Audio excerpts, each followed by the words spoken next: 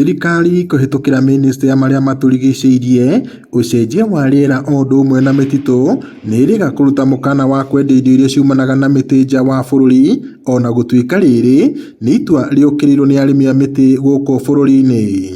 Kũringana na ngwatanĩro ya arĩmi aya, itacũkia rĩrĩ nĩ rĩkũhinyĩrĩria arĩmi amu kũrĩ na aigithia makoretwo marĩ ũguni mũnene kũrĩ arĩmi aya.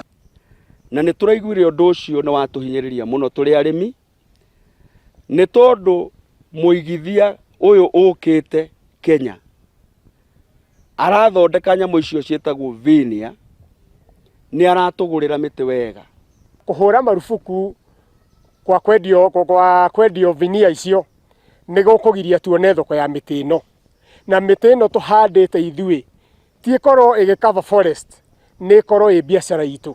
Twĩta ithuĩ atumia nĩ tũronaga nginya mawĩra na tũgakorwo nĩ tũrateithania mawĩra-inĩ macio, nĩ tũrona harĩ handũ tũgũkorwo tũkĩhinyĩrĩrio.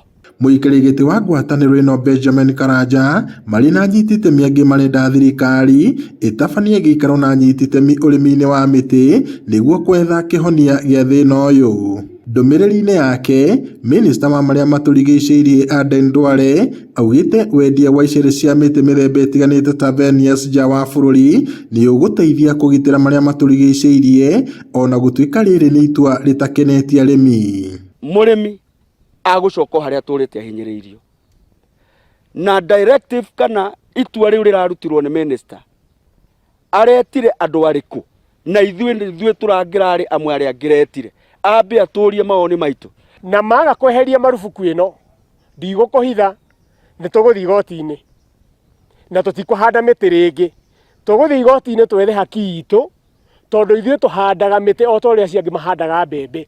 Makĩaria marĩ mwena wa Boiman thĩinĩ wa gĩcigo kĩa ũmbunge kĩa Oljororok, arĩmi aya na ũrũgamĩrĩri wa ngwatanĩro ĩno maugĩte nĩ mehotorete kũnyita itemi rĩa kũhanda na gũkũria mĩtĩ, na ũguo nĩ mabatiĩ gũkuruhanio rĩrĩa matua mamwe marathugundwo.